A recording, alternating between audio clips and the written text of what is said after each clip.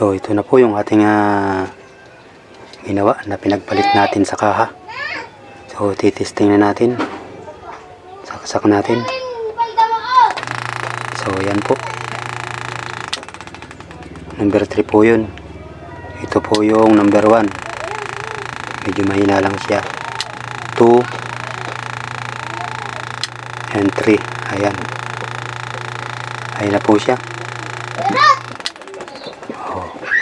Magana na po siya. So yun, bago po tayo magsimula at mag-intro muna tayo mga ka-rewind.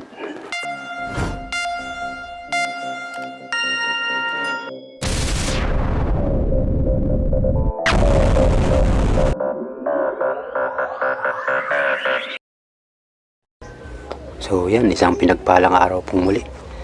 Bali mayroon na naman tayong i-repair na electric pan. Bali ito po siya. Ayan. Ito po ay mayroon itong gamit na di-remote po ito. Ngayon ito po ay lilipat natin sa manual lang, yung puro po sa pindutan lang. So ililipat na po natin siya. Bali ito po yung ating tinanggal doon sa isang electric pan na pangpindutan lang po siya. Kasi ganun ang gusto ng may-ari. Lipat lang daw sa yung dipindutan lang. Wag na daw yung sa remote. So pagkabuo po nito, ipapakita ko po sa inyo ang ating pagkagawa nito. So yan po at ating bubuksan na ito. So ibang klase siya. Bakit parang ito ibang tornilyo? Parang wala na yata itong tornilyo. Parang natagkal ko naman. So kitin lang natin. Natagkal ko naman. Meron pa. Meron pang isang matibay na isang naiwan. So pupukpukin muna natin ito para matanggal natin. So yan, nabuksan po natin. Ating susungitin lang dandahan. Baka tamaan yung ating winding. Kakaproblema tayo dyan. So yan, makapal po yung rotor niyan. Super. Wala nga lang pangalan kung ilang cm ito. Kaya itong bakal na ito, lilipat natin dito sa pinakang shifting yan. Tatanggalin natin ito, tibay. Hindi katulad nito, mayroong maker. So yan, ganda ang kapal. Kaya malakas ang makina nito. So yan po, at ito'y 6 pa lang ano na ito. Ang pinakang wire niya, 6. O pala ay ginawa na rin. Bali mayroon na po siyang bagong cable tie. Yan. So tatanggalin po natin yan at titingnan natin yung pinakang linya niya para matester po natin kung alin ang pinakang common yan. So ito na po, natanggalan natin. So bali ito po ay babaguhan natin ng wire. Ayun, bali dito lang po niya pala pinag-connect siya. Yung pinakang ito yung pinakang common niya direkta sa kuryente. So hindi naman po tayo ay nagmamagaling, pero ito po ay ating pag-aaralan. Ito po ang ating pag-aaralan, yung pag-rewind nitong ganitong motor. So may kaunti pa lang tayong ideya kung paano ito i-rewind. So sa mga susunod na panahon, dito na ating tatalakayin. So pansamantala, dito muna tayo, magpapalit tayo nitong wire. Papalitan natin ito. Yan, tanggalin muna natin itong mga cover na ito. Butit madaling tanggalin. Papalit na lang natin ulit ang mga plastic na yan. Hindi nagugulo pa yung mga lamok. So hanapin natin dito kung alin dyan ng 1, 2, 3 dyan sa mga kulay na yun. At kung alin ang pinakang common dyan. At ito yung sa capacitor nya. Ito yung sa capacitor nya. Kahiwalay siya. Yan. And then ito yung pinakang thermal fuse nya. Bali binalot lang ng tape po. Tingnan natin kung mayroon ng thermal fuse ito. O mayroon nga. So titestin natin yan kung gagana pa.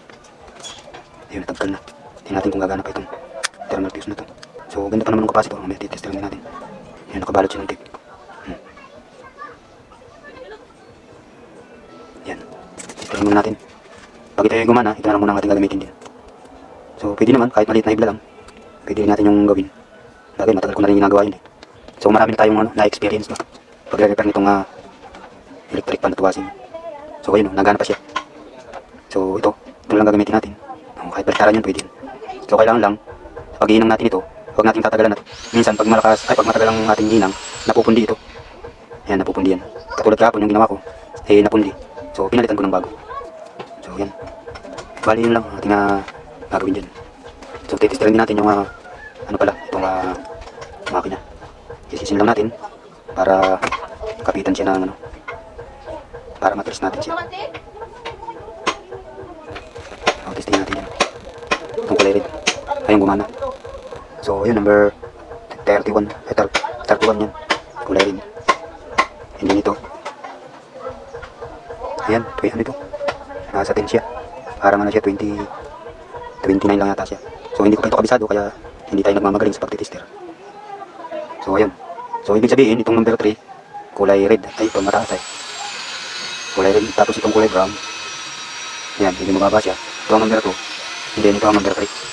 Kulay number 1 itong kulay, ano pala, kulay black. Tapos itong brown, number 2. Ito number 3. So hindi ko lang nakita kung anong tatak nitong electric pan na ito. So mamaya alamin natin kung anong tatak nito. So yan, sababayan lang natin kung paano ba ito mabubuo. Sa tulong ni Lord, sabi na.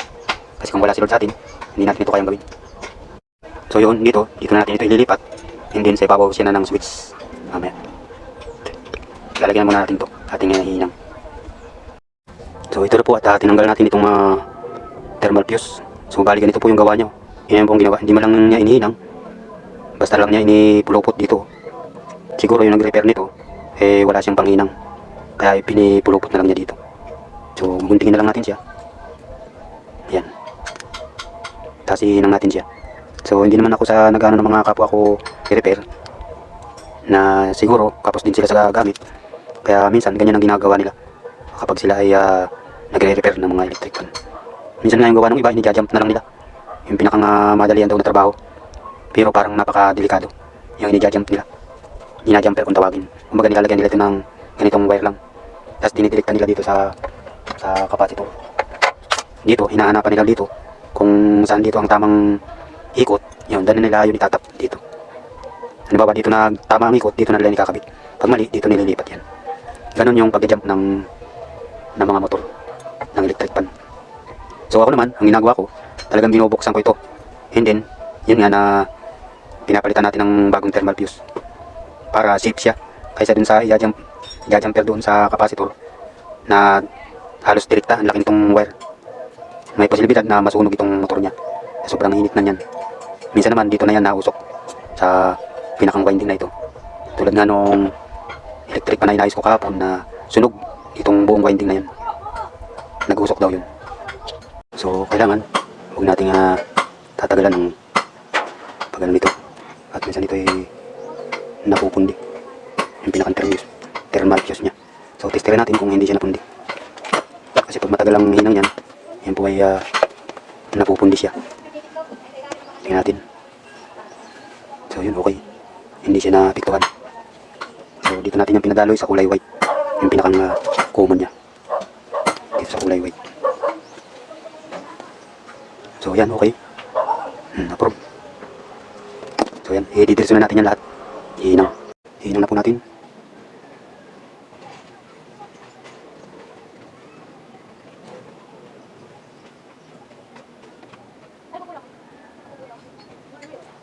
So yan, nahinang na po natin siya lahat. So lalagyan natin siya ng cover. Yan, step by step po natin yung ginagawa.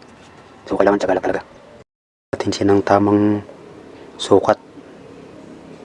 Yung hindi lalabas itong dulo. Yan. So para hindi siya mag ground. Was na yan ang ating talian na. So yan. Yan lapat niyan. Bali ganun lahat kahaba. So bali na nito 1, 2, 3, 4, 5. Bali 6. 6 na ganito kahaba. Natin gagawin.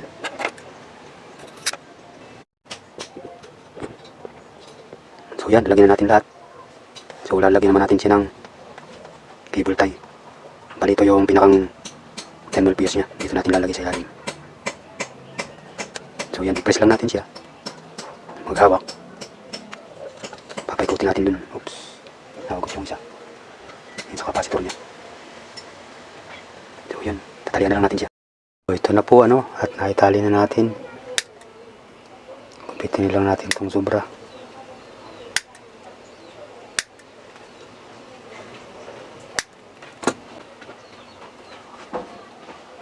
Yan, kailangan ito nasa ayos lang siya. And then titesterin na natin siya kung siya inagana na kompleto. So bali po yung pinakang sa common niya ito sa capacitor, kulay white. Ganun din po dito sa ating ginawa. Bali ang switch po nito ay sa ibabaw kung gagawin natin. Hindi na natin papaganahin dun sa may piyesa, yung sa remote. Kumbaga dito na natin ito papaganahin. Sa pindutan na lang. Pihitan ang gusto niya eh. Hindi daw yung pindutan. So yan, gumagana na po. Yan, bali ito po ang number 3. Itong kulay kulay red. Yellow, number 1. And then itong kulay brown, number 2. Ito number 3. And then sa capacitor natin. So ayan, okay siya. Yan yung pinakang common yan. Kaya malakas siyang palo. So yun. Bali, approve na po siya. Gumagana na siya. So lilipat lang natin siya sa pinakang bahay niya. Dito. At mamaya natin titesting na. So yan po. Ito palang washer din na ito ay sinog na. Dahil ito po yung makina niya ay nasunog na. Yan o. Kaya ito, pati ito na damay. Kaya ito papalitan din natin. Tapos itong shafting na to, ililipat natin dito sa pinakang bakal na ito. At ito ang kasukat doon ay dito sa pinakang rotor na yan. Ito maliit eh. So pagpapalitin natin. Ayan, ito din po, sunog din. Sunog din itong isang ito. Papalitan din natin. So yung gear nito okay pa naman. Wala pa namang problema. So lagyan natin ng bearing. Ito lang po yung nilalagay ay bearing.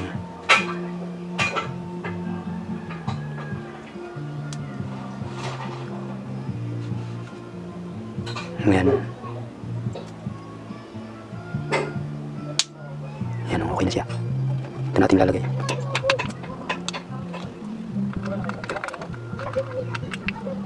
Yan. Para po mag-swing siya. Nilagay natin ito.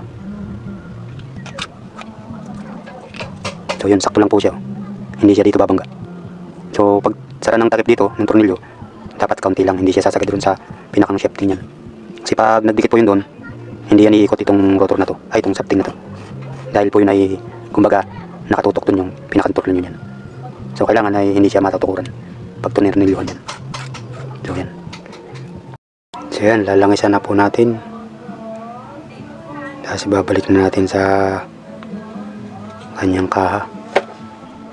Hindi papaikutin na po natin kung okay na siya. Sana gumana. Gumana sana ang kaliwain. Kaya lang natin ang tunilyo.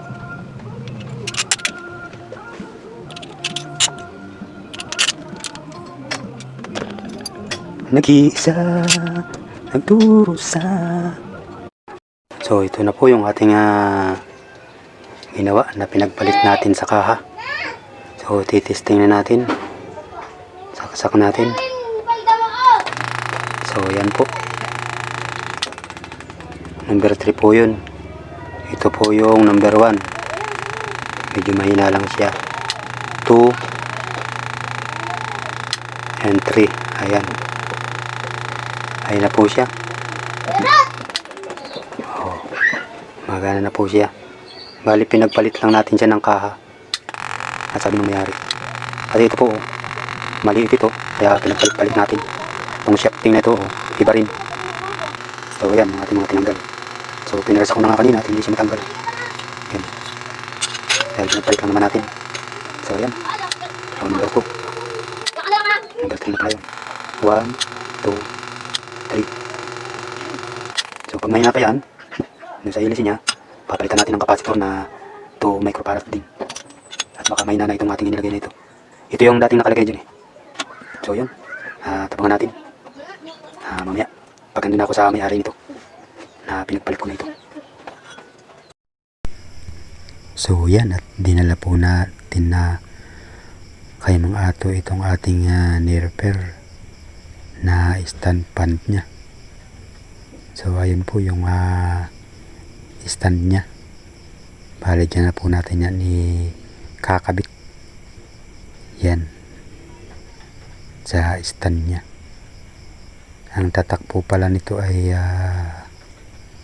standard. Yan po yung mga pindutan niya. Bali ano po ito di remote. So sinabi niya ilagay na lang daw sa yung pihitan. Kaya ganun ang ating ginawa. Pihitan dun sa ibabaw. So ayan po si mga to. Yan po yung ating binibila ng piyesa ng mga washing at electric pan. So yan at gumagana na po. So kung bago ka pa lang sa YouTube channel ko, please subscribe, like and share at pindot na rin po ang notification bell para palagi po kayong updated. God bless.